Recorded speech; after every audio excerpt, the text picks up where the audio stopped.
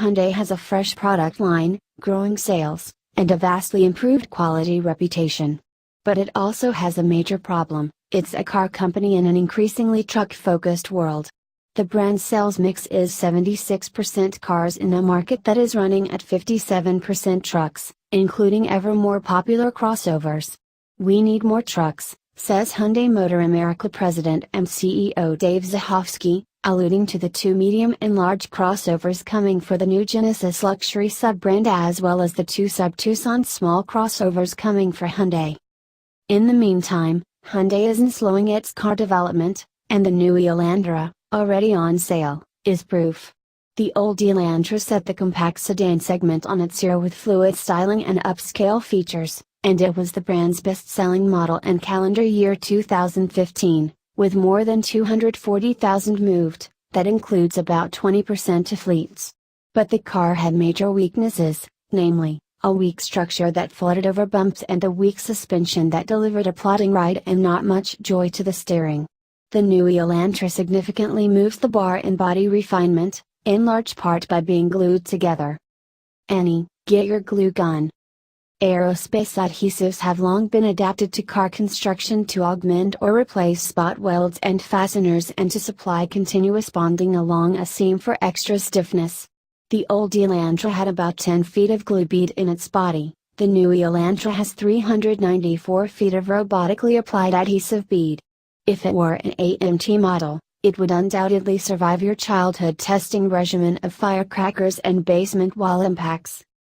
Besides that, Hyundai has reconfigured the rear twist beam suspension with a longer and more vertical shock absorber for better impact damping, and conducted an extensive noise reduction program. New sound deadening material in the wheel wells, better subframe isolation, and smaller firewall holes combined with a thicker windshield and side glass to cut cabin noise. Greater use of high-strength steel, says the company, allowed it to hold the line on curb weights, with the lightest chassis manual at just over 2,750 pounds and the heaviest limited arriving at just under 3,000 pounds.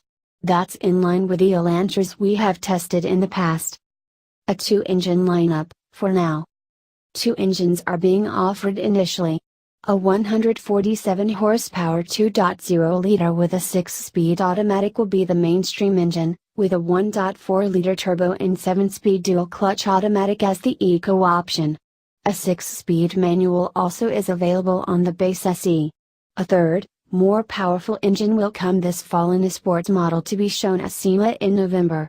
We're bound by secrecy not to discuss this sport too much, but it may just have a major technical change between its rear wheels that does not involve propulsion. Hyundai let us sample the priciest version for a day in the San Diego hinterlands. Our $27,710 Limited had both the $2,500 tech package, 8.0-inch navigation touchscreen, Infinity Premium Audio, sunroof, and heated rear seats. Heated fronts are standard on the Limited, and the $1,900 Ultimate package, with swiveling HID headlights, emergency auto braking with pedestrian detection, and a group of anti-disaster devices normally found on more expensive cars, such as adaptive cruise control and lane keeping assist. Thus what we had was a nicely equipped Sonata in 7/8 scale. And like the Toyota Corolla that the Elantra exists to destroy, it's no sports sedan. However, while its dimensions are nearly the same as the old Elantras and it offers respectable back seat space and a 14 cubic foot trunk that expands with folding rear seat backs, the car is much stiffer, the impacts no longer causing waves of shudders in the body and steering column. Moreover, road and wind noise and the inevitable thwack of the Limited's large, 225/45 tires on 17-inch wheels slapping the pavement are pleasantly distant. The cabin a decent isolation chamber for a car at this price point. The new car's controls are well weighted and responsive, and the Elantra can hustle when it needs to, the suspension digesting the road and not easily thrown off its path by rough pavement. It's no Mazda 3, but at least it's a stiff platform on which to base sportier models such as the aforementioned Elantra Sport, as well as maybe a coupe and a small crossover. Every step Hyundai takes toward dynamic refinement is to be cheered, as this one should be. You have to poke the 2.0 deeply to get any real thrust, but the torque band is acceptably broad and it serves its duties with a muted and dispassionate growl. 3 driving modes, Eco, Sport, and Normal, fiddle with the shift timing, throttle response, and steering effort, with the mild sport mode being none too sporty. This is not a criticism, it matches the car's personality. There are no paddles, so if you want to shift yourself, you must remove one paw from the steering wheel and work the shift lever. If you'd rather not, the computer does a fine job of delivering the right ratios as needed. With sales of passenger cars softening, even the mighty midsize segment is taking a hit. This refreshed compact, this mini Sonata, isn't going to generate a lot of headlines, but it's a major improvement to a key player in Hyundai's lineup.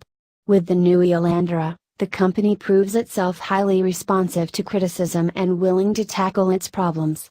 So here's our conclusion on the new Elantra: more like this one, please.